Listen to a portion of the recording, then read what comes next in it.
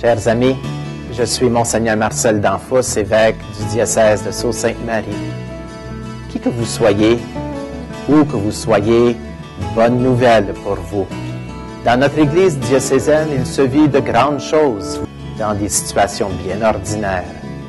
Nous croyons que le Seigneur marche avec nous et nous espérons qu'aujourd'hui, vous pourrez le découvrir davantage en rencontrant des personnes passionnées pour le Christ. En tant que pasteur de cette Église diocésaine, je vous remercie de vous joindre à nous. Bonne émission. Merci d'y être. Chers amis, bonjour. Cette semaine, nous continuons notre série d'émissions sur l'exhortation du Saint-Père, la joie de l'amour. Vous connaissez bien mon invité, Monseigneur Marcel Danfous, évêque de notre diocèse. Bonjour, Monseigneur. Bonjour, Emile. Monseigneur, comme je suis content que vous ayez accepté de faire cette émission pour continuer notre série avec nous. Alors, si vous voulez, commençons par nous mettre en présence de Dieu. Jésus est vraiment ici et demandons-lui de nous envoyer son Esprit Saint. Certainement. Au nom du Père et du Fils et du Saint-Esprit. Amen. Seigneur, envoie sur nous justement le don de ton Esprit pour qu'il nous éclaire et qu'il nous guide, qu'il nous fasse comprendre la sagesse avec laquelle tu nous conduis et que tu nous aides à vivre chaque moment de notre vie. Habite nos cœurs et assure-nous cette paix dont tu nous promets toujours. Nous te le demandons par Jésus le Christ notre Seigneur. Amen. Amen. Et dans nos petits groupes de rencontres de partage de foi, nous commençons avec le quotidien. Et pour cette semaine, on nous propose de parler de vivre en paix. Qu'est-ce qui vous aide, vous, à vivre en paix avec vous-même, avec les autres et avec Dieu? D'abord, avec moi-même, c'est de savoir que je ne suis pas parfait. Alors, d'accepter mes limites, d'accepter mes faiblesses, que je suis vulnérable. Alors, le fait d'accepter cela me permet en tout cas, de ne pas être trop exigeant au point d'en faire une maladie. Alors, la paix m'habite de même. Puis, de l'autre côté, tu te rappelles de l'histoire de Jésus sur la mer, de la tempête, là? Il dit « Calme-toi ». Puis la tempête se calme. Alors, sachant que Jésus a cette puissance dans ma vie, je l'invite dans mon cœur, puis il a cette capacité de rétablir la paix chez moi. Avec les autres? Bien, cette paix, elle est universelle. Alors, elle sait se dégager, elle sait rayonner. Alors, c'est une façon, je pense, d'aider les gens à faire confiance en Jésus, justement. Puis de leur rappeler aux autres aussi.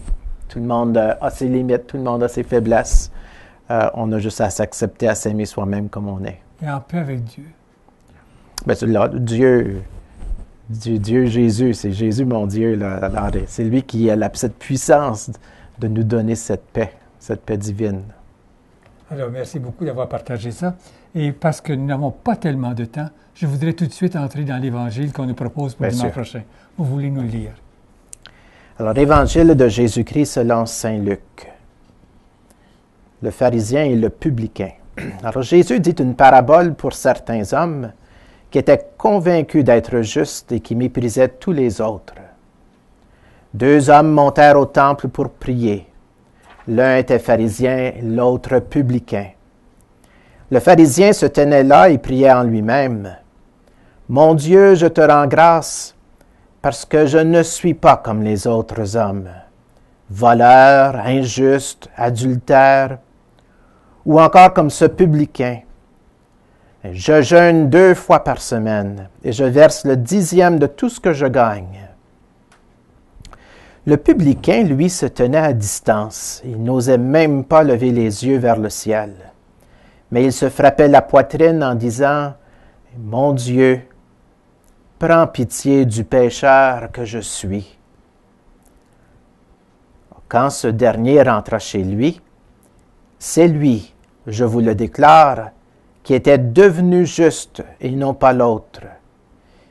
Qui s'élève sera abaissé, et qui s'abaisse sera élevé. Acclamons la parole de Dieu. Louange à toi, Seigneur Jésus. Et dans ce texte, un mot ou une phrase qui vous attire? Ben, c'est la prière du publicain qui pour moi, dit le tout du message de la parabole de Jésus. Et mon Dieu, prends pitié du pécheur que je suis. C'est vraiment l'attitude du chrétien en prière, qui est tellement nécessaire pour que la prière puisse porter son fruit. Et la prière du pharisien, il est tellement rempli de lui-même. C'est comme il se justifie lui-même au point que il n'a même plus besoin de Dieu dans sa vie. Il a déjà tout ce qu'il faut. Alors, son attitude se ferme par rapport à Dieu. Alors, sa prière est toute enfermée sur lui-même. Alors que le publicain, lui qui se reconnaît pécheur, lui qui se reconnaît en besoin de Dieu, il ouvre tout grand sa porte pour que Dieu puisse entrer dans sa vie. Et c'est tout là le fruit de sa prière. Et c'est une prière que j'aime faire tous les soirs avant de m'endormir. Mon Bravo, Dieu, tant mieux. Prends pitié du pécheur que je suis. Et ça m'aide à vivre en paix avec moi-même. Bon. Et maintenant, continuons. Pour aller plus loin, nous allons prendre des extraits de notre chapitre 4 que nous avons commencé la semaine dernière avec le Père Didier. Et le pape nous invite à nous arrêter spécialement pour parler de l'amour. Il faut parler de l'amour d'après le pape. Et le pape se propose dans son exhortation de préciser le sens de chacune des caractéristiques dont parle saint Paul dans l'hymne à la charité. Et aussi, le pape nous donne des moyens de vivre cette caractéristique-là. Alors, cette semaine, nous continuons avec d'autres caractéristiques, en commençant par le détachement. Alors, c'est ça, le pape, il parle vraiment au couple, surtout au couple, hein. C'est son public cible. C'est certain que chacun d'entre nous, on peut s'appliquer tout ce qu'il nous enseigne, parce que l'amour, on a à le vivre chacun d'entre nous, mais le pape, quand il nous jase de tout ça, il a vraiment le couple devant lui, sachant que l'amour dans une vie de couple, c'est pas toujours facile. Et là, il va chercher justement des très belles caractéristiques de l'amour dans cet hymne à l'amour que saint Paul a écrit dans la lettre aux Corinthiens pour nous aider à vivre cet amour-là dans des situations des fois qui sont impossibles. Hein? Alors, le détachement, c'est la première des choses. Dans le texte même, quand on lit l'hymne à l'amour, on lit cette ligne « L'amour ne cherche pas son intérêt ». Dans le sens que l'amour n'est pas tourné vers soi-même, d'où l'importance de voir la qualité de l'amour et sa puissance quand l'amour est donné vers l'autre, plutôt que tourné vers soi-même. Et quand on en fait l'expérience d'aimer plutôt que de tout chercher à satisfaire tous nos propres besoins au détriment des autres, c'est là qu'on fait l'expérience d'un amour profond, d'un amour qui nous donne une joie, qui nous fait habiter de cette joie qui perdure. Alors, le détachement, on parle vraiment ici de savoir apprécier l'autre pour ce qu'il est et chercher son bien-être, chercher son bonheur. C'est un amour qui devient de plus en plus inconditionnel, un amour gratuit. On aime l'autre juste pour qu'il soit aimé, pas pour aller chercher des faveurs, pas pour que cet amour nous soit retourné et qu'on se sente bien, un amour qui est tout donné pour l'autre. Et c'est vraiment le geste que Jésus a accompli sur la croix, qui est l'amour extrême d'un amour inconditionnel, tout pour effacer les péchés du monde entier. Et le pape nous dit, vous avez reçu gratuitement? Donné gratuitement. Aimer gratuitement. Et avec ça, passons à la caractéristique suivante que le pape intitule comme « sans violence intérieure ». Ben oui, c'est un peu bizarre hein, quand on parle de violence en voulant parler d'amour. Puis de joie. Ben oui. Avec la violence. Alors, dans le texte biblique qu'on lit souvent, on lit « l'amour ne s'emporte pas ». Hein? Alors, dans une relation de couple ou une relation entre deux individus, il y a des affaires des fois qui se passent qui nous chicotent de l'intérieur. Puis, ou quand quelqu'un nous dit une parole qui nous blesse, hein, un couteau dans le dos. Il y a toutes sortes de choses qui se font, qui se disent, qui nous font du mal. Et quand on laisse ce mal-là prendre de plus en plus de place en nous, c'est comme si on lui donne du vent, on lui donne la place pour qu'il grandisse. Alors, au lieu que l'amour puisse faire son bien dans une situation comme celle-là, on laisse le mal prendre racine. Et c'est là d'où va venir la violence, on va perdre la paix intérieure. C'est là où on s'emporte et souvent on blesse l'autre. Alors c'est tout le contraire de ce que l'amour cherche à faire en nous.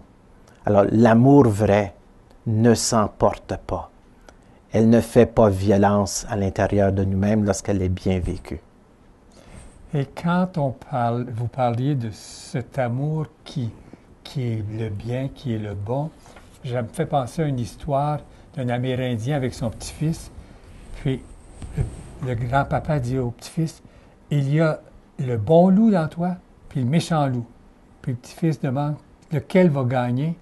C'est celui que tu vas nourrir. » Exactement. Alors, si je le laisse s'enfler, ouais. C'est lui qui va prendre le contrôle. Passons à la caractéristique suivante, qui est le pardon. Alors, le pardon, c'est au cœur même du message de Jésus. Hein? Et s'il y a quelque chose qui caractérise bien l'amour authentique, c'est un amour qui est capable du pardon. Et alors, le contraire du pardon, c'est un amour c'est un mal en nous qui nous incite à la revanche. Hein? C'est la vengeance qui est au cœur. C'est ça. Alors, on va l'avoir. Quand on se laisse habiter par le mal et que le mal prend le dessus, il y en a qui trouvent leur force en écrasant l'autre, comme si en faisant du mal, puis un mal plus sérieux encore, à l'autre, on va corriger le mal qu'on nous a fait. Et même le pape ici nous dit, risque de devenir impitoyable devant toute erreur de l'autre. Alors, quand on ne peut pas pardonner, là, on peut devenir impitoyable. On ne peut pas pardonner. C'est impossible. C'est ça. Mais c'est là qu'est le grand don que Jésus nous fait. C'est celui d'être capable de pardonner, c'est-à-dire d'être capable d'aimer au-delà du mal que l'autre me fait. Et pour beaucoup d'entre nous, puis surtout dans des situations de relations de couple où le couple n'est plus capable de s'aimer, c'est parce qu'ils n'ont jamais été d'aller se nourrir de cet amour qui pardonne. Alors, le pape insiste ici, l'importance d'abord, faites l'expérience du pardon que Dieu a pour vous-même. Si vous êtes capable de faire cette expérience-là de la miséricorde de Dieu envers vous, vous serez alors en mesure plus facilement de comprendre l'autre dans ses faiblesses, dans ses défauts, pour pouvoir l'accepter tel qu'il est et en arriver à vouloir du bien-être pour lui. Et alors, le pardon cherche à élever l'autre, qui est tout le contraire de la vengeance, qui cherche à écraser l'autre. Le pardon, il nous est donné. C'est ça l'amour divin, le don que Jésus nous a donné sur la croix une fois de plus et qui nous donne cette capacité de faire l'impossible, qui est d'aimer au-delà du mal, qu'on appelle le pardon. Et j'ai beaucoup aimé que vous avez dit comprendre l'autre. Pour arriver à pardonner, je dois comprendre l'autre, me mettre dans ses chaussures. C'est ça, ça aide énormément pour en arriver à être capable de pardonner. Et la caractéristique suivante, c'est de se réjouir avec les autres. Ça c'est moins dur que pardonner. Oui, mais tu sais que beaucoup trouvent leur joie dans la défaite de l'autre. Parce qu'on a tout en nous un esprit compétitif, hein? On veut gagner. Et pour certains, leur joie, c'est de voir l'autre perdre. Hein? C'est dans notre nature. Là, le pape, inspiré de l'Évangile, il nous fait saisir qu'il y a une joie encore plus grande, une joie encore beaucoup plus profonde, c'est de voir l'autre heureux, de voir l'autre bien dans sa peau, de voir l'autre pardonner et aimer. C'est un peu, en tout cas, l'invitation que le pape nous fait. C'est pas le père de l'enfant prodigue, ça? En effet. Hein? En effet. Il se réjouit parce que l'autre revient maintenant. Oui. Il voit son bonheur. Oui. Puis là, il demande à son frère aîné de partager cette joie, puis son frère aîné n'est pas capable. Hein? C'est pas aussi évident que ça, cette joie-là. Non, hein, des fois. Mais il s'agit si je pense seulement qu'à moi. Il s'agit d'égoutter un petit peu pour pouvoir vraiment aller puis en faire l'expérience. Et ici, je vois une phrase. Quand une personne qui aime peut faire du bien à une autre, il vit la joie. Une personne qui aime et qui peut faire du bien à une autre vit de la joie. Et la caractéristique suivante, c'est l'amour excuse tout. On a dans le texte biblique d'autres mots pour dire tout ça. Parce que dans l'excuse tout, il y a comme quatre mots. Hein. On dit l'amour supporte tout, il fait confiance en tout, il espère tout, il endure tout. Hein. Ça, c'est la puissance de l'amour divin. C'est ça le don que Dieu nous fait. Alors, quand on comprend la puissance de cet amour-là, qui est capable de nous aider à tout excuser, hein, ou de tout endurer, supporter tout, faire confiance en tout, c'est là qu'on a l'élan en nous de faire souvent ce qui est contraire à la nature humaine. Alors, pour pouvoir contrer la vengeance, pour pouvoir contrer en nous ce désir d'écraser l'autre, d'être capable d'offrir le pardon, c'est de savoir qu'il y a une puissance d'amour en nous qui est capable de choses extraordinaires. Alors, c'est ça la puissance de l'amour que Jésus nous révèle. Là. Et c'est le mot « tout » là-dedans. Oh! C'est absolu. Il est fort, ce mot « tout » là. Hein? Et maintenant, passons à la dernière caractéristique pour cette semaine. C'est l'amour fait confiance. S'il n'y a pas en nous un climat de confiance, comment voulez-vous que l'amour puisse grandir? Hein? Alors, un amour vrai, un amour authentique, sème ce qu'il faut dans la terre pour que la confiance puisse pousser.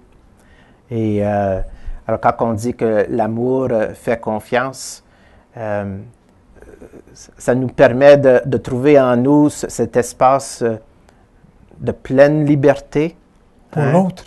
Pour Je l'autre. laisse l'autre entièrement libre. On est libre pour soi-même comme on est libre pour l'autre.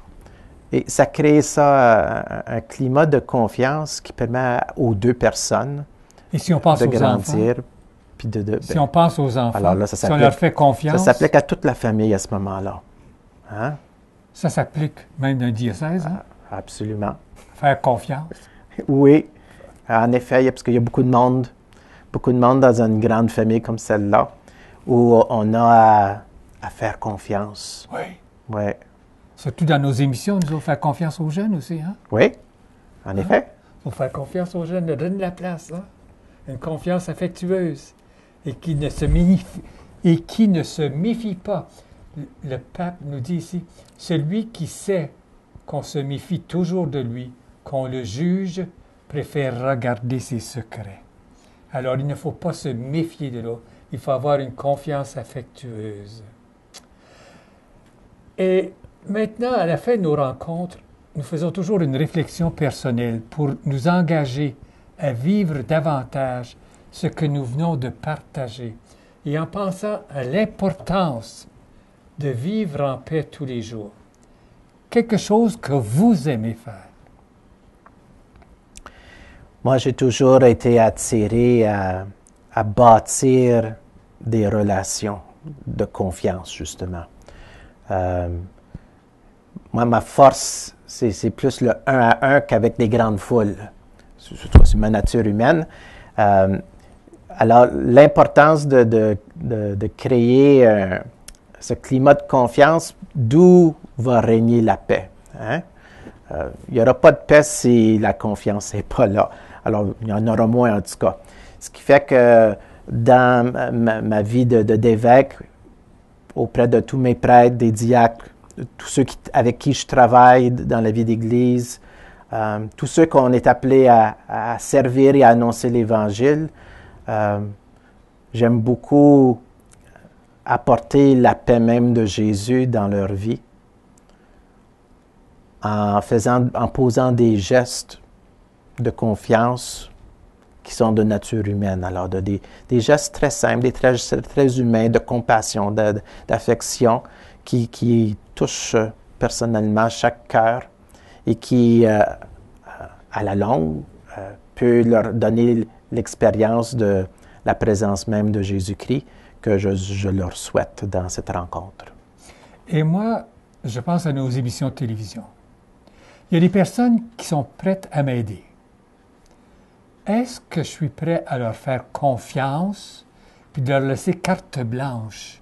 Alors, présentement, dans notre série d'émissions, nous avons 3 personnes qui s'occupent de réaliser ces émissions-ci. Alors, c'est à moi de leur faire confiance pour qu'eux puissent s'épanouir et y aller à leur manière et non pas à la couleur d'Émile Guy, que ce soit leur propre couleur. Oui. Et c'est ça que je veux. Oui. Ça s'applique ça dans chaque famille, hein? Les parents qui doivent faire confiance aux enfants avec des responsabilités. On leur donne des petites tâches pour leur apprendre l'importance des responsabilités qu'ils ont envers la famille, mais c'est de leur faire confiance qu'ils vont bien faire. Puis quand il s'agit de laisser les enfants sortir de la maison, vous dites, à quelle heure tu vas revenir? Là? Puis, tout ce jeu de confiance joue toujours. Alors, c'est important de développer des bonnes relations qui sont imprégnées de l'amour. Et ça nous permet de vivre en paix. Hein? Ça aide énormément, en effet. Un message particulier avant de terminer? Bien, moi, je souhaite, comme Jésus l'a fait quand il est venu rencontrer ses apôtres après la résurrection, quand il rentre dans le cénacle, là, quels sont ses premiers mots? Hein? La paix soit avec vous. Je le souhaite sincèrement pour tous ceux qui nous écoutent, mais d'une façon particulière pour les familles qui n'ont pas encore goûté cette paix depuis longtemps, qui cherchent à vivre de cet amour qui pardonne, d'un amour qui est de Dieu. En tout cas, c'est le cadeau, la prière que je vous souhaite tous. Alors, ça, c'est votre message. Et vous en avez fait votre souhait aussi, parce que j'avais un souhait. C'est les deux. Vous avez combiné une pierre deux coups. C'est ça. Et moi, chers téléspectateurs, mon souhait, c'est que vous ayez la joie de lire ces beaux paragraphes. Aujourd'hui, nous avons effleuré ces paragraphes-là. Mais essayez de mettre la main et participer à un petit groupe de partage de foi. Vous allez avoir le texte de l'exhortation du chapitre 4 dans nos rencontres. Et c'est encore le temps de vous inscrire. Certainement. Intention de prière? Mais vous savez, il y a toutes sortes d'affaires qui peuvent déranger la paix dans la vie d'une personne. Et je pense particulièrement à des pays qui sont ébranlés soit par la guerre. Je pense aux gens d'Alep, là, en Syrie, là, une ville complètement détruite. Là. Puis ensuite, je pense particulièrement aux gens en Haïti qui ont tout perdu avec la tempête qui a passé, qui se retrouvent vraiment à rien. Alors, comment les tensions peuvent être beaucoup plus élevées, où les besoins ne sont pas rencontrés. Et c'est là où souvent on laisse Il va avoir le chacun pour soi, là. On laisse le mal en nous emporter vers un plus grand mal, plutôt que de se laisser habiter par une paix et un amour qui fait le bien. Alors, c'est pour ces gens-là. Je prie énormément pour ces gens-là. Et moi, mon intention, c'est pour tous nos téléspectateurs, pour toutes nos téléspectatrices qui nous sont fidèles. Et nous avons des phrases que nous proposons dans nos petits groupes. Vous voulez en choisir une qui vous attire en ce moment? Oh Seigneur Jésus, que ta paix soit avec nous pour toujours. Je répète, Seigneur Jésus, que ta paix soit avec nous pour toujours. Et encore, Seigneur Jésus, que ta paix soit avec nous pour toujours. Et sur ce, mon Seigneur, je vous remercie beaucoup d'avoir passé. C'est déjà fini. Ça a bien été. Oui, et merci beaucoup. À une prochaine. Et chers téléspectateurs, j'espère que vous avez apprécié ce passage de notre évêque à la télé pour nous parler de la joie de l'amour. Au revoir, à une prochaine.